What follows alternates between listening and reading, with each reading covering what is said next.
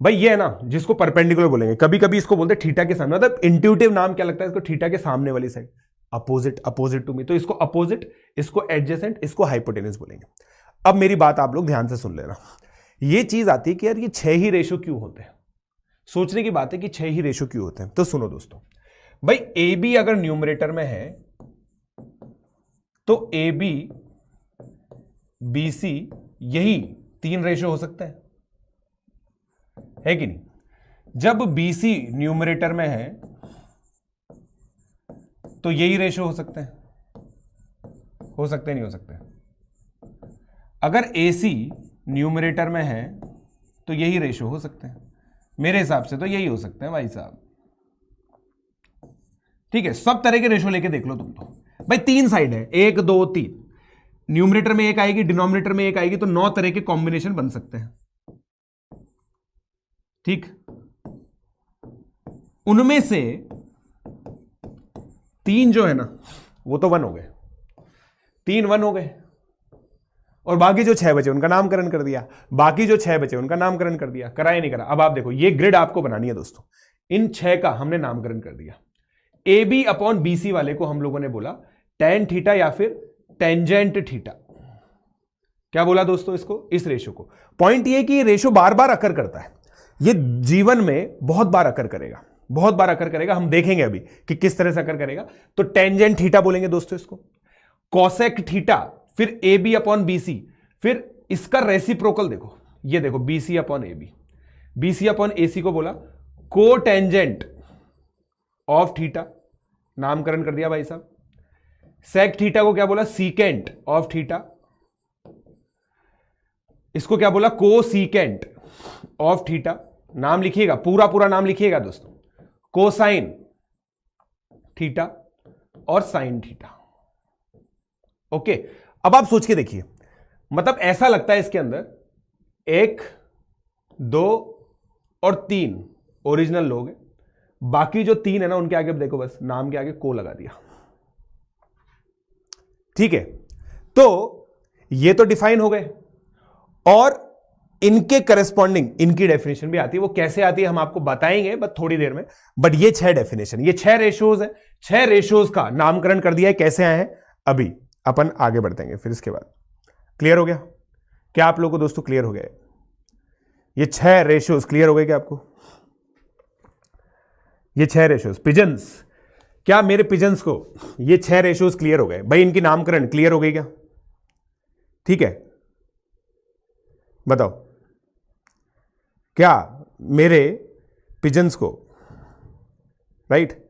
कब एंड होगा? अभी तो चालू हुआ है भाई, 1.5 घंटे का लेक्चर है। ठीक है, चलिए अब आगे बढ़ते हैं दोस्तों, अब आगे बढ़ने की चेष्टा करते हैं।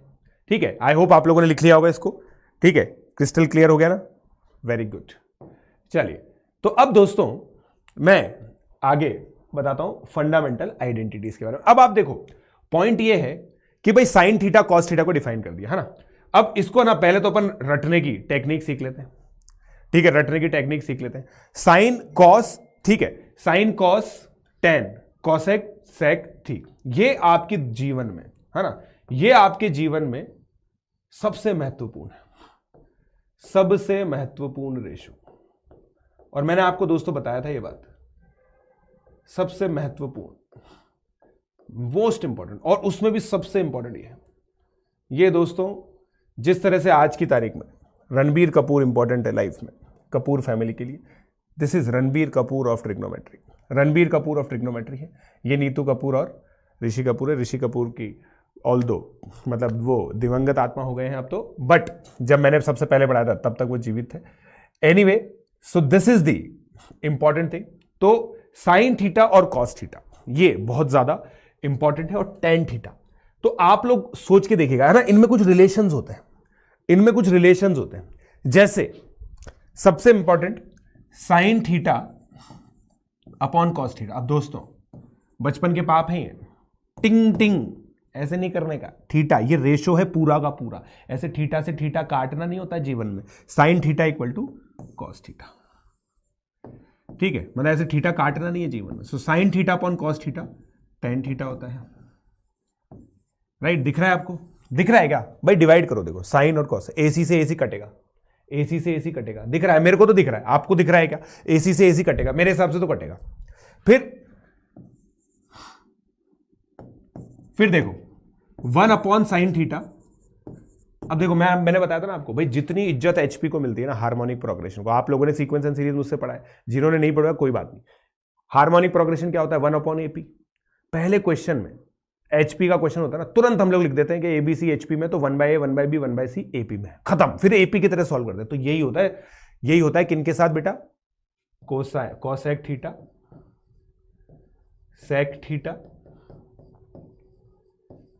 और कॉट थीटा के साथ। समझ लो, कोई इज्जत नहीं है भाई साहब। मैथमेटिक्स के जो क्लब होते हैं ना, उनमें ये सब पिछड़ी हुई प्रजातियां हैं, ऐसा सोच लो। इनके ऊपर कोई ध्यान नहीं दे रहा है, अभी कोई ध्यान नहीं देता है, तुरंत इनको चेंज कर दिया जाता है। हाँ बेटा, ये JEE एडवांस के लिए सफिशिएंट रहेगा। अभी पहले लेक्चर देख के ना सोचें सर इतना बेसिक पढ़ा रहे हैं, ठीक है, ठीक है। तो ये चीज है दोस्तों, ठीक है। फिर कुछ बच्चे चिरकुट होते हैं, जिनको पता ही है, जिनको लॉजिक आते हैं। देखो क्या लॉजिक होता है? Pandit Badri Prasad, perpendicular base perpendicular, हर हर बोले, है ना, सुना नहीं आप लोगों ने? ये होता है टेंजेंट, नहीं मेरे को खुद को, देखो मैं जब भी इस तरह की ट्रिक बनाता हूँ ना, मेरे को खुद को तो याद है नहीं। साइन, मेरे को तो मेरा ऑब्जर्वेशन तो ये रहता है कि अपने आप याद हो जाती हैं चीजें। कॉस टेन, और इधर से देखो तो ये कॉट है, ये सेक है और ये कॉसेक है। पंडित बद्री प्रसाद हर हर बोले, ठीक है। ये उन बच्चों को रिक्वायर्ड होता है जिनको बोर्ड में ट्रिग्नोमेट्री के क्वेश्चंस से डर लगता है।